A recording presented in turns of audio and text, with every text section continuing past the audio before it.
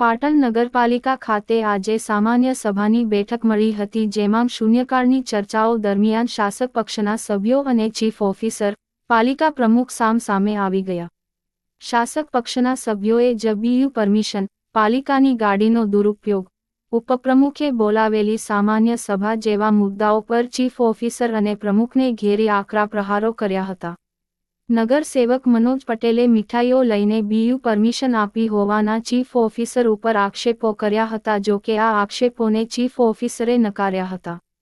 પાટણ નગરપાલિકાની ચાલુ ટર્મની છેલ્લી સામાન્ય સભા પાલિકા પ્રમુખ હિરલબેન પરમારના અધ્યક્ષસ્થાને એજન્ડા પરના 28 વિકાસ કામો માટે મળી હતી. સભાની શરૂઆતની ચર્ચાઓમાં નગરસેવક મનોજ પટેલે બીયુ પરમિશન આપવા મુદ્દે ચીફ ઓફિસર સામે ગંભીર આક્ષેપો કર્યા હતા. છેલ્લા 1.5 મહિનાથી બીડી હાઈસ્કૂલની બીયુ પરમિશન ચીફ ઓફિસ દ્વારા આપવામાં આવતી નથી, જ્યારે બીજા કેટલાક લોકોએ દિવાળીની મીઠાઈ ખવડાવી છે તેવા લોકોને ચીફ ઓફિસર દ્વારા બુ પરમિશન આપી હોવાનો આક્ષેપ કર્યો હતો. તો આઇકોનિક રોડ મુદ્દે શાસક પક્ષના જબંગને સભ્યો વચ્ચે થયેલી બોલાચાલી મુદ્દે મનોજ પટેલે જણાવ્યું હતું કે રોડ મુદ્દે વિપક્ષના સભ્યએ આક્ષેપ કર્યો હતો, જ્યારે અમારા વોર્ડમાં આવો આઇકોનિક રોડ બનવાનો છે ત્યારે અમે જાગૃત સભ્યો જોડે રહીને નવો રોડ બનાવડાવીશું તે મુદ્દે ચર્ચા કરી હતી, પરંતુ અમારા જ શાસક પક્ષના સભ્યને આ મુદ્દે સમજવામાં ફેર થતા બોલાચાલી થઈ હતી. અમારા બંને વચ્ચે કોઈ મનભેદ નથી. નગરસેવક દ્વારા ચીફ ઓફિસર ઉપર લગાવવામાં આવેલા આક્ષેપો મુદ્દે પાલિકાના ચીફ ઓફિસર હિરલબેન ઠાકરે જણાવ્યું હતું કે શાસક પક્ષના સભ્યો દ્વારા વાહન શાખાની ગાડીનો જે વિવાદ ઊભો કરાયો છે એ બેબુનિયાદ છે. વાહન શાખાની કામગીરી સંભાળનાર સુપરવાઇઝર અને જે લોકો સારી કામગીરી કરી રહ્યા છે તેવા લોકોને સભ્યો ટાર્ગેટ બનાવ્યા છે. સુપરવાઇઝર એ ખરેખર ઓન રેકર્ડ નગરપાલિકાનું ડીઝલ બચાવ્યું છે. બુ પરમિશન મુદ્દે ચીફ ઓફિસર જણાવ્યું હતું કે મેં કોઈના પાસેથી મીઠાઈ લીધી નથી કે મીઠાઈ લઈને કોઈને બુ પરમિશન આપી નથી. પાટણ નગરપાલિકામાં અગાઉ એક સિસ્ટમ ચાલતી હતી કે જેની બીયુ પરમિશન માટેની ફાઇલ આવે તે ફાઇલ વગદાર વ્યક્તિઓ પાસે જાય અને એ વ્યક્તિઓ જાણી જોઈને આ ફાઇલ મુકાવી રાખે અને ત્યારબાદ પરમિશન આપતા હતા. મેં આ સિસ્ટમ બંધ કરાવીને પારદર્શી પ્રક્રિયા શરૂ કરી છે. પાલિકા પ્રમુખ હિરલબેન પરમારે જણાવ્યું હતું કે નગરપાલિકાનો વ્યાપ અને વિસ્તારને ધ્યાનમાં રાખીને આગોતરા આયોજનના ભાગરૂપે રોડ રસ્તા સહિતની દરખાસ્તો મોકલવા માટેના 28 કામો બોર્ડમાં મૂક્યા હતા, જે પૈકી એક કામ ના મંજૂર કરાયું છે, જ્યારે એક કામ મુલતવી રખાતા 26 કામો મંજૂર થયા છે. શાસક પક્ષના સભ્યો વચ્ચે થયેલી બોલાચાલી મુદ્દે પ્રમુખે જણાવ્યું હતું કે એક કોર્પોરેટરે બીજા કોર્પોરેટરની નિંદા કરવાનો અધિકાર નથી. દરેક સભ્ય પોતાના વોર્ડમાં સક્રિય રહે તો આગળ કામ આવે. કોર્પોરેટરે પોતાની મર્યાદામાં રહીને વાત કરવી જોઈએ. પાટણ નગરપાલિકામાં શાસક પક્ષ બીજેપીના ચૂંટાયેલા પ્રમુખ અને કેટલાક નગરસેવકો વચ્ચે છેલ્લા કેટલાય સમયથી ગજગ્રાહ ચાલી રહ્યો છે. તેમાં ચીફ ઓફિસર હિરલબેન ઠાકરની વરણી બાદ બે જૂથો વચ્ચેનો આ મતભેદ વધુ સપાટીએ આવે છે. ત્યારે નગરપાલિકાની છેલ્લી સામાન્ય સભામાં શાસક પક્ષના સભ્યોએ ચીફ ઓફિસર સામે બીયુ પરમિશનમાં ભ્રષ્ટાચાર અંગેના આક્ષેપો કરતા આ મુદ્દો ટોક ઓફ ધ ટાઉન બન્યો છે.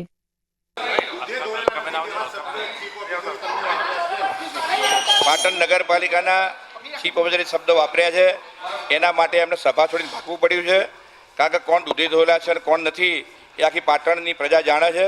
એટલા જ માટે ચાલુ સભાએ ચીફ ઓફિસરને ભાગી પડ્યું છે. અને ભાજપના જ કોર્પોરેટરને તમારા બંનેને સામસામે આવી ગયા હતા. એ મનભેદ હતું, કોઈ મનદુખ નથી, એ સમજવાનો ફેર થઈ હતી, એટલા માટે છે. એમાં કોઈ ઇસ્યુ નથી. એ જે આઇકોનની રોડ બન્યો હતો એમાં કોંગ્રેસના સુધરી સભ્ય ભરતભાઈ ભાટિયાએ આક્ષેપ કર્યો હતો કે આઇકોન રોડ સારો, આઇકોનની રોડ જે બન્યો છે સારો બન્યો નથી, પણ બીજો જ આવો રોડ એ અમારા વોર્ડ નંબર 1માં બનવાનો છે. ત્યારે મેં કહ્યું કે વોર્ડ નંબરના જે પણ કાર્યકર્તા હોય કે જે સુધરી સભ્ય હોય, જે તે વખતે કદાચ એમના ધ્યાન બહાર ગયું હશે, એટલે કદાચ એમાં કંઈક ગેરરીતિ થઈ હશે. એ આક્ષેપ કોંગ્રેસવાળાનો છે, મારો નથી. ત્યારે મેં એમને કહ્યું કે અમે જાગૃત સુધરી સભ્ય છીએ અને ભવિષ્યની અંદર જે આઇકોનિક રોડ બનવાનો છે એ ખૂબ સારો બનશે. એ બાબત છે, બાજી કોઈ બીજી બાબત નથી. એમાં પાટણ નગરપાલિકામાં છેલ્લા ઘણા સમયથી હિરલબેન ઠાકર જે ચીફ ઓફિસર છે એ બીયુ પરમિશન આપવાની અંદર ભેદભાવ રાખે છે.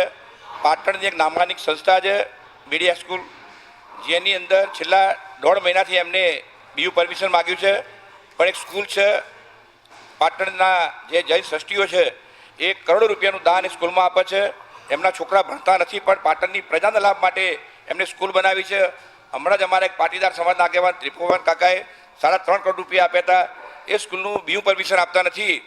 અને જ્યારે બીજા દિવાળીના અનેક લોકોએ મીઠાઈ ખવડાવી અને મીઠાઈ ખવડાવવાનું બીજું પરમિશન આપ્યું છે એમને. એ મીઠાઈ ખવડાવી તમે સમજી શકો છો. કોને કોને આપી છે એ તમે શાખામાં જાણકારી આપશો એટલે તમને બધી જાણકારી મળી જશે કે છેલ્લા 1.5 મહિનામાં કેટલાને બીયુ મળ્યા છે અને કેટલામાં બીયુ નથી મળ્યા.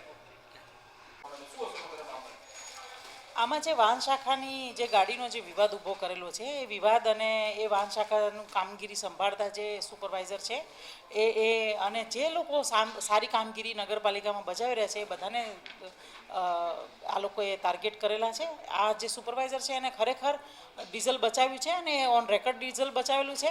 જે ડીઝલ જેની કોઈની ગાડીમાં જતું હશે એટલે હવે બંધ થયું છે એટલા માટે થઈને આવા પ્રશ્નો ઉપસ્થિત કરવામાં આવ્યા છે.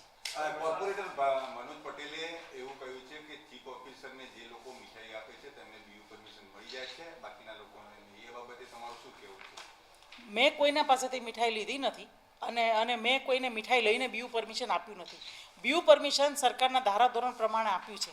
અહીંયા એક સિસ્ટમ ચાલતી હતી જે મેં બંધ કરાવી છે કે કોઈની પણ ફાઇલ આવે એટલે પહેલાં જે તે વગદાર વ્યક્તિઓના સુધી જાય એ વ્યક્તિ એ ફાઇલને જાણી જોઈને મુકાવી રાખે અને પછી મેં પારદર્શક પ્રક્રિયા કરી દીધી. બીયુ પરમિશન જેવી મારી પાસે આવે છે મારે એમાં હું તરત જ બે કલાકમાં, એક દિવસમાં, 24 કલાકમાં એવી રીતના હું પાસ કરી દઉં છું. તો એમાં હું કંઈ ખોટું નથી કરતી.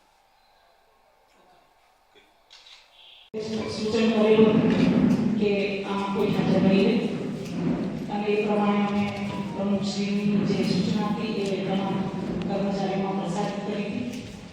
ત્રીજું કે પ્રમુખશ્રીએ બોર્ડ એજન્ડા 5મી તારીખે બહાર પાડી દીધું હતું.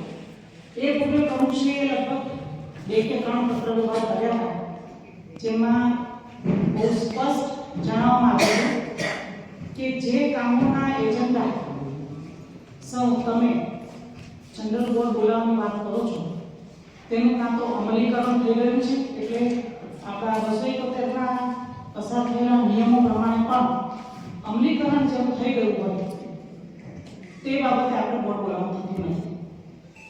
એટલે આપણા પોતાના જ મંજૂર થયેલા નિયમોમાં આ વસ્તુ લખેલી છે.